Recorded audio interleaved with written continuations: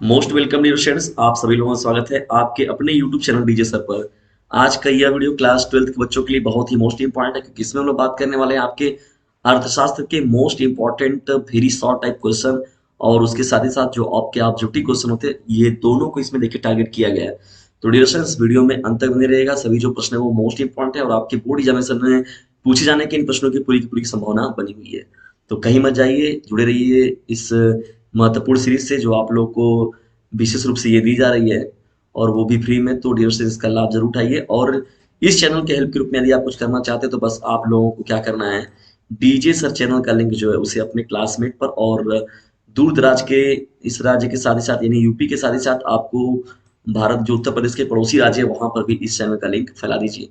बस dear students, आप लोगों से बस एक ही हेल्प मांगा गया है, ओनली शेयर माय वीडियोस। तो इतना सहयोग आप लोग जरूर करें। चलिए स्टार्ट करते हैं आज के इस महत्वपूर्ण सेशन को। हम लोग अर्थशास्त्र के जो बच्चे हैं 12th के, वो तैयार हो जाएं। इकोनॉमिक्स को हम लोग देखिए आपका है ना 7 तारीख को पेपर डियर स्टूडेंट्स, तो उसको देख लीजिए। मैंने 1 से 2 मॉडल पर आप लोग को अवेलेबल करा रखे हैं, 2 से 3 चैनल पर। और उसके अलावा मैं आपको 30 जो है 25 से 30 लेक्चर आपको भी अवेलेबल है, और सब मोस्ट इंपॉर्टेंट प्रश्न है। आप लोग एक बार प्रश्न को उठाइए, नहीं फंसेगा उसमें से तो आप खुद बताइएगा। और आप पेपर देने के बाद शाम को शुक्रिया अदा जरूर करेंगे कि डियर स्टूडेंट देखिए, अरे सर जो आपने बताया उसमें का बहुत सा क्वेश्चन हमें मिला देखने को, या आप फंसा उसमें से। ठीक है, तो यहाँ पर क्या होगा उसमें। तो चलिए स्टार्ट करते हैं आज के इस महत्वपूर्ण सेशन में। हम लोग का जो पहला देखिए प्रश्न क्या है डियर। तो ये हम लोग का पहला प्रश्न है यहाँ पर, आर्थिक विकास होने पर उत्पादन संभावना वक्र में क्या देखा जाता है। डियर स्टूडेंट्स, जो आर्थिक विकास होने पर उत्पादन संभावना वक्र को अगर देखा जाए तो उसमें कोई परिवर्तन देखने को नहीं मिलता है डियर स्टूडेंट्स। तो वो क्या रहता है, अपरिवर्तित रहता है। यदि आपको विकल्प के रूप में मिले या आपको अति लघु में मिले तो बिल्कुल भी कंफ्यूज होने की आप लोग को जरूरत नहीं है। आप लोग सीधा सीधा जो मैंने आपको बताया ये बताते हुए आप लोग निकल जाएंगे। तो आर्थिक विकास होने पर उत्पादन संभावना वक्र जो होता है क्या होता है, अपरिवर्तित रहता है। ये आप लोगों का पहला प्रश्न हो जाएगा। ठीक है, आइए महत्वपूर्ण प्रश्नों की सीरीज में हम लोग पढ़ते हैं दूसरे प्रश्न की ओर। देखिए दूसरा आपका प्रश्न क्या है, और जितने भी आपको प्रश्न दिख रहे हैं यहाँ पर डिविजन सब एक से बढ़कर एक प्रश्नों को लिया गया है। और जानते हैं कि अर्थशास्त्र जो होता है, शिक्षा शास्त्र होता है, समाज शास्त्र होता है, तो इन सभी में कथन भी जरूर पूछता है। तो यहाँ पर देखिए ये एक कथन शामिल किया गया है ना। ये कथन एक दिख रहा है आप लोग को यहाँ पर, लक्ष्यों तथा उसके सीमित एवं वैकल्पिक उपयोग वाले साधनों के परस्पर संबंधों के रूप में मानव व्यवहार का अध्ययन किया जाता है। अध्ययन किया जाता है, यह कथन किसका है। प्रश्न को एक बार फिर से सुनिए ध्यान से। लक्ष्यों तथा उसके सीमित एवं वैकल्पिक उपयोग वाले साधनों के परस्पर संबंधों के रूप में मानव व्यवहार का अध्ययन किया जाता है, यह कथन किसका है। तो डियर स्टूडेंट्स, ये जो कथन है देखिए प्रोफेसर रॉबिन्स जी का है ना? याद रखिएगा, इंपॉर्टेंट है, प्रोफेसर रॉबिन्स जी का यह कथन रहा है। और कोई ना कोई जो महत्वपूर्ण व्यक्ति होते हैं उनके कथन पूछते जरूर रहते हैं आपके अर्थशास्त्र में भी। तो इसलिए इस लिहाजा ये प्रश्न जो है इंपॉर्टेंट हो जाएगा आपका। तो ऐसे प्रश्नों को ड्यूरेशन देखकर बिल्कुल जाइए आप लोग, बिल्कुल भी इन प्रश्नों को मत छोड़िएगा। आइए हम लोग अब आगे बढ़ते हैं और देखते हैं कुछ अन्य महत्वपूर्ण प्रश्नों को। तीसरा हम लोग का प्रश्न ड्यूरेशन था, अर्थशास्त्र की केंद्रीय समस्या क्या रही है ना। पहला देखिए, जो अगर हम लोग बात करें यहाँ पर केंद्रीय समस्या के रूप में, यानी अगर देखा जाए सेंटर में क्या प्रॉब्लम रहती है इकोनॉमिक्स के, तो इकोनॉमिक्स के देखिए सेंटर में मुख्य रूप से कहा जाए कि उत्पादन क्या होगा ना। उत्पादन क्या होगा, किसका उत्पादन किया जाए, और अगर उत्पादन इसका किया भी जाए तो कैसे किया जाए, कैसे होगा ना। और उत्पादन जो किया जाए वो किसके लिए किया जाए, ये देखिए सबसे महत्वपूर्ण जो प्रश्न रहता है अर्थशास्त्र की, जो केंद्रीय समस्या बनी होती है कि यदि किसी चीज का हम लोग अगर उत्पादन कर रहे हैं तो अच्छी बात है भाई, उत्पादन तो कीजिए। लेकिन उत्पादन हम लोग कर रहे हैं तो वो उत्पादन क्या होगा, और यदि उत्पादन होगा भी तो कैसे होगा, और वो अगर होगा भी तो किसके लिए होगा। तो क्या, कैसे और किसके लिए होगा, उत्पादन की ये जो प्रमुख समस्या है वो अर्थशास्त्र में केंद्रीय समस्या के रूप में देखी जाती है। याद रखिएगा, ये तीनों जो बातें होंगी आपकी महत्वपूर्ण हो जाएंगी ना। और आइए देखते हैं अब चौथे प्रश्न को। चौथा देखिए हम लोग का प्रश्न क्या है, प्रत्येक अर्थव्यवस्था को उचित हल खोजना पड़ता है। प्रत्येक अर्थव्यवस्था को उचित हल खोजना पड़ता है कैसे। देखिए दोस्तों, यहाँ पर बात हो रही है किसी वस्तुओं का कितनी मात्रा में उत्पादन किया जाए, उत्पादन किस प्रकार किया जाए, उत्पादन का वितरण कैसे किया जाए। तो ये तो हल आप जो भी रहेगा, फर्म रहेगा, कंपनी रहेगी, या जो व्यापारी रहेंगे, उनको ही इस बात को सोचना होता है कि किसी वस्तुओं का कितना मात्रा में उत्पादन किया जाए, और यह उत्पादन किस प्रकार से किया जाए, कितनी प्योरिटी के साथ किया जाए, और उत्पादन जब किया जा रहा है तो उसको उसको वितरित कैसे किया जाए। तो देखिए उत्पादन का वितरण कैसे हो, तो प्रत्येक अर्थव्यवस्था को ये जो हल है वो जरूर खोजना चाहिए। जब भी कोई फर्म अगर स्टार्ट कर रहा है, कोई व्यापारी अपना काम स्टार्ट कर रहा है, तो जाहिर सी बात है कि उसको तो पहले ये चीजें जो मैंने बताया, ये तीनों जो बातें महत्वपूर्ण है, और इन तीनों का जो विशेष रूप से उसे ज्ञान होना चाहिए कि हम ये चीजें कर रहे हैं तो किसके लिए कर रहे हैं और कहाँ पर मुझे इसको पर्याप्त मात्रा में इसको हम लोग को कार्य करने की जरूरत है इसकी, और कहाँ पर ये हमारा अच्छे से जा सकता है, बिक सकता है, चल सकता है ना। ये बात याद रखना पड़ेगा। पांचवें प्रश्न की ओर बढ़ते हैं। अर्थशास्त्र में उत्पादन एक प्रक्रिया है जिसमें क्या होता है। तो डिस्टेंस तो उत्पादन देखिए एक प्रोसेस तो है ही। अर्थशास्त्र की सबसे महत्वपूर्ण कड़ी में उत्पादन को ही हम लोग रखते हैं ना, क्योंकि किसी चीज का अगर उत्पादन होगा तभी वो मार्केट में जाएगा, तभी उसमें क्रय विक्रय की बात होगी, तभी इकोनॉमिकल चीजें देखने को मिलती हैं, तभी क्रेता विक्रेता आएंगे, तभी वहां से धन की बात होगी, तभी अर्थशास्त्र की बात होगी। तो उत्पादन में मूल्य का सृजन होता है। देखिए उत्पादन एक ऐसी प्रक्रिया जिसमें क्या होता है, कोई भी वस्तु अगर बनता है तो उसके मूल्य का सृजन होता है ना, उसके मूल्य की पैदावार होती है कि नहीं, ये चीज हम लोग इतने में बेचेंगे, इस वस्तु को हम लोग इतने रुपए में किया जाएगा, इतने धन में दिया जाएगा, इतने पैसे में दिया जाएगा। तो इसका जो उत्पादन की बात होती है वो क्या होता है, मूल्य का सृजन करता है उत्पादन। ठीक है, बढ़ते हम लोग इंपॉर्टेंट प्रश्नों की सीरीज में अब छठवें प्रश्न की ओर। किस उत्पादन के साधन को उत्प्रेरक कहते हैं। किस उत्पादन के साधन को उत्प्रेरक कहा जाता है। तो उत्प्रेरक का मतलब क्या होता है। जैसे रासायनिक विद्या में देखते हैं आप लोग कि कोई अभिक्रिया अगर नहीं हो रही है तो उसमें उत्प्रेरक को यदि हम लोग मिला देते हैं तो अभिक्रिया क्या होती है, तेजी से होने लगती है। तो उत्पादन के साधन में अगर देखा जाए तो पूंजी जो डिरेक्शन होता है वो उत्प्रेरक का काम करता है। भाई जाहिर सी बात है, उत्प्रेरक तो भाई किसी भी बिजनेस व्यापार के लिए तो आप लोग को मूलधन तो चाहिए ही। कोई भी फर्म अगर बैठा रहे हैं, कंपनी में बैठा रहे हैं, तो यहाँ पर क्या हो रहा है, तो पूंजी बहुत ही महत्वपूर्ण होता है, उत्पादन का साधन होता है, और वो उत्प्रेरक की तरह कार्य करता है। जो बिजनेस होता है, व्यापार होता है, धंधे होते हैं, तो उसमें क्या होता है, या पूंजी जो होता है वो उत्प्रेरक की तरह कार्य करता है। सातवां पॉइंट हम लोग का, आइए देखते हैं हम लोग सातवें प्रश्न को। वस्तुओं में अधिक उपयोगिता को जोड़ना ही केवल मात्र उत्पादन कहलाता है, यह विचार किसका है। प्रश्न को ध्यान से सुनिए। वस्तुओं में अधिक उपयोगिता को जोड़ना ही केवल मात्र उत्पादन कहलाता है, यह विचार किसका है। तो डियर फ्रेंड्स, एक बहुत ही महत्वपूर्ण ये अर्थशास्त्री रहे जिनका नाम क्या है, doctor Fairchild. Doctor Fairchild ji का यह कथन है कि वस्तुओं में अधिक उपयोगिता को जोड़ना ही केवल मात्र उत्पादन कहलाता। तो इनके अनुसार ये डिफिनेशन दी गई है उत्पादन की ना। तो जो बड़े व्यक्तित्व रहते हैं अपनी महत्वपूर्ण विचारधाराएं दी रहते हैं, तो देखिए उनकी बातों को भी ध्यान रखना जरूरी रहता है, क्योंकि कथनों को मैंने पहले ही बताया कि आपको पूछता है नियमित रूप से, पूछते रहते हैं सभी प्रश्न। आइए बढ़ते हैं हम लोग आठवें प्रश्न की ओर। देखिए प्रश्न देखा जाए, आठवां प्रश्न क्या हम लोग का, उत्पादन का साधन है। तो उत्पादन के साधन में डिरेक्शन देखिए, वस्तु और सेवा यानी दोनों जो होते हैं वो उत्पादन के साधन होते हैं। कौन कौन होते हैं, वस्तु भी होता है और साथ ही साथ सेवा भी होता है। तो इन दोनों को ही हम लोग क्या बोलते हैं, उत्पादन के साधनों में इन दोनों की ही काउंटिंग करते हैं ना। वस्तु एवं सेवा जो दोनों ही होता है उत्पादन के साधन होते हैं। आइए नौवें प्रश्न, अगर अलग अलग इनको पूछा जाए तभी मत वहां पर बताइएगा, इनको दोनों को शामिल करके ही आप लोग को बताना होगा। देखिए यहाँ पर बात हो रही है महत्वपूर्ण रूप से, कौन भूमि के अंतर्गत सम्मिलित है। नवा प्रश्न है आपका, कौन भूमि के अंतर्गत सम्मिलित है। तो डिस्कशन देख रहे हैं यहाँ की वायु और जल हो गया, तो ये भूमि के अंतर्गत सम्मिलित है। जिन खनिज पदार्थ की बात हो गई, नदी जल की बात हो गई, तो ये सभी क्या है, भूमि के अंतर्गत आपके सम्मिलित है, अंतर्गत ही ये बात की जाती है इनकी। ये समुद्र एवं पहाड़ की बात हो गई, ये भी क्या होते हैं, भूमि के अंतर्गत ही इन्हें भी शामिल किया जाता है। तो यहाँ पर वायु जल की बात हो गई, खनिज पदार्थ की बात हो गई, जो नदियों की बात हो गई, समुद्र एवं पहाड़ की बात हो गई, तो ये सभी के सभी जो होते हैं वो भूमि के अंतर्गत ही आते हैं। यहाँ पर देखिए, अब चलते हैं हम लोग 10वें प्रश्न की ओर। आगमन विधि से आर्थिक अनुमान प्राप्त करते हैं। तो डियर देखिए इसमें विशिष्ट से सामान्य की ओर। देखिए शिक्षा शास्त्र में जब पढ़ते हैं आप लोग तो वहां पर भी ये चीज देखने को मिलता है। आगमन विधि हो गया, निगमन विधि हो गया ना, उदाहरण से हम लोग परिभाषा की ओर पहुंचते हैं, तो परिभाषा से हम लोग उदाहरण की ओर पहुंचते हैं। तो आगमन विधि जो होता है वो विशिष्ट से सामान्य की ओर चलता है। ये 10 महत्वपूर्ण प्रश्न हुए आपके। अभी हम लोग सीरीज में आगे बढ़ते हैं और देखते हैं कुछ अन्य महत्वपूर्ण प्रश्नों को। लेकिन डिस्टेंस एक हेल्प आप लोग को से मुझे भी चाहिए। यदि वीडियो थोड़ा सा भी आप लोग के लिए हेल्पफुल लग रहा है तो इसे अपने क्लासमेट पर शेयर जरूर कर दें, क्योंकि 3 से 4 दिनों के बाद आप लोगों का पेपर है, बिल्कुल भी आप लोग के पास समय नहीं है।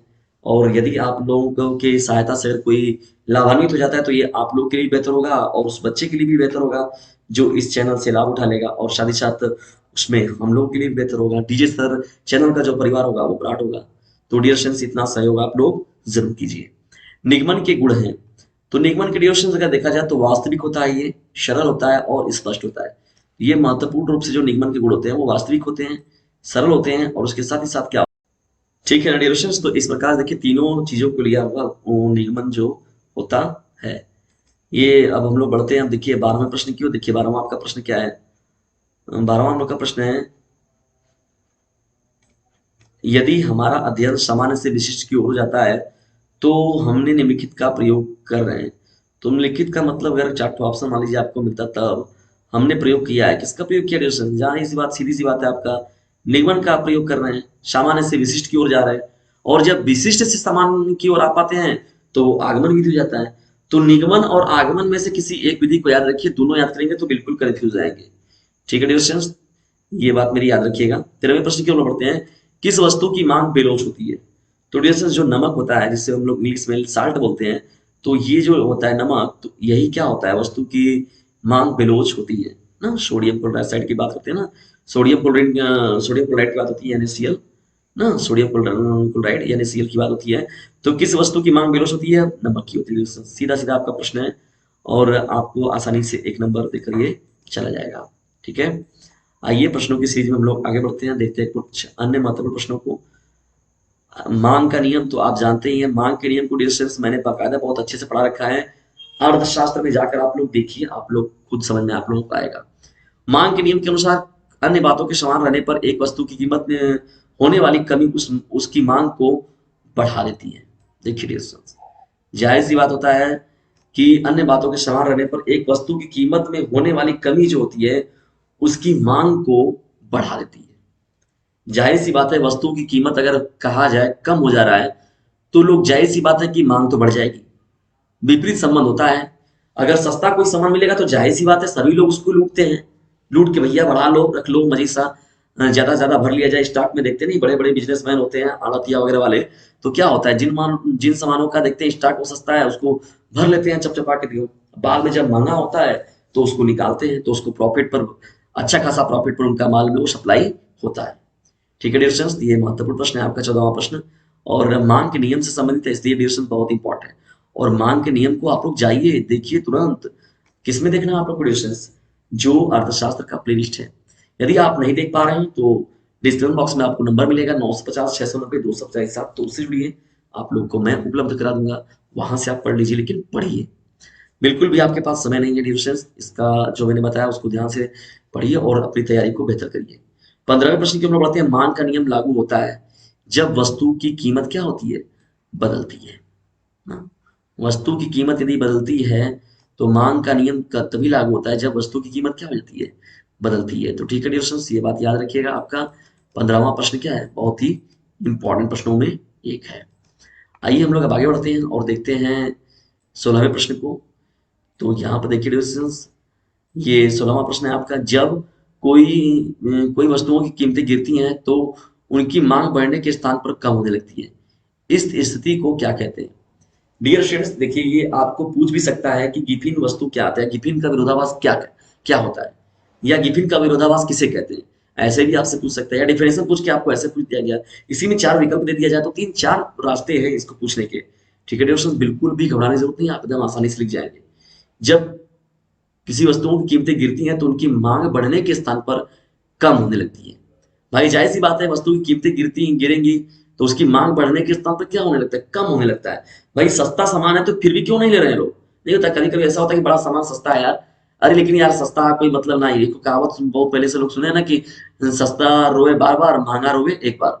तो ये हम लोग की दादी वगैरह बताती हैं बहुत, ये फेमस कहावत है कि सस्ता रोए बार बार और महंगा रोए एक बार। तो इसी पर देखिए सिद्धांत ये आपका काम कर रहा है, मांग बढ़ने के स्थान पर कम होने लगती है, इस स्थिति को हम लोग बोलते हैं गिफिन का विरोधाभास। यानी वस्तु कम हो गई, सस्ती हो गई, लेकिन फिर भी उसको लोग, उसकी मांग नहीं बढ़ रही क्योंकि उसको लोग खरीद नहीं रहे हैं। ठीक है दोस्तों, ये आपका 16वां प्रश्न है और इंपॉर्टेंट है, बिल्कुल भी इन प्रश्नों को छोड़िएगा माय डियर स्टूडेंट्स। जितने भी मैं प्रश्न आप लोग को उपलब्ध करा रहा हूँ, बड़े ही संघर्ष के साथ आप लोग को मैं ये प्रश्नों को उपलब्ध कराता हूँ, इसलिए आप लोगों से एक, मुझे भी उम्मीद रहती है कि इसे शेयर करने की उम्मीद मैं आप लोगों से जरूर रखता हूँ। मांग को इस रूप में परिभाषित किया जा सकता है। तो डिस्टेंस मांग को देखिए क्या होता है, पर्याप्त क्रय शक्ति के साथ क्रय की इच्छा एवं तत्परता के रूप में हम लोग जो है मांग को परिभाषित कर सकते हैं। ठीक है, तो मांग को हम लोग इस रूप में भी देख सकते हैं कि पर्याप्त क्रय शक्ति के साथ क्रय की इच्छा एवं तत्परता को ही हम लोग मांग बोलते हैं। डियर स्टूडेंट्स, यह इंपॉर्टेंट है थोड़ा सा। यदि आप हटकर बोलते हैं, हटकर बताते हैं, तो एक अपना आप अलग प्रभाव बनाते हैं। तो थोड़ी सी चीज़ों को आप घुमा फिरा कर भी चला करिए, जिससे कि एग्जामिनर को आप अच्छे से प्रभावित कर सकें और उससे उनको नंबर देने पर विवश कर सके। एक सामान्य मांग वक्र की ढाल क्या होती है? तो डियर स्टूडेंट्स, एक सामान्य अगर मांग वक्र की बात के बारे में, उसकी ढाल के बारे में देखें तो क्या होता है? ऋणात्मक देखा जाता है उसमें, ठीक है। क्या रहता है? निगेटिविटी दिखाया जाता है डियर स्टूडेंट्स। अगर बढ़ते हम लोग 19वें प्रश्न की ओर, मांग का नियम क्या है ना? मांग का नियम क्या है? अगर सीधा सीधा आपसे पूछे तो कीमत और मांग मांग की परिवर्तन की जो दशा होती है उसे ही हम लोग मांग का नियम कहते हैं। यानी कीमत जो होता है और उसकी मांग जो होती है, उस वस्तु की मांग जो होती है, तो दोनों के बीच में जो क्या होता है, परिवर्तन की दशा देखने को मिलती है, उन्हीं को हम लोग क्या बोलते हैं? मांग का नियम बोलते हैं। 20वां प्रश्न हम लोग करें, मांग कितने प्रकार की होती है? तो देखिए मुख्य रूप से जो है मांग जो होती है वो 3 प्रकार की होती है। मांग के नियम क्या है, मांग किसे कहते हैं, मांग के कितने प्रकार हैं, इन सभी पर मैंने बकायदा जो है डिस्कशन कर रखा है।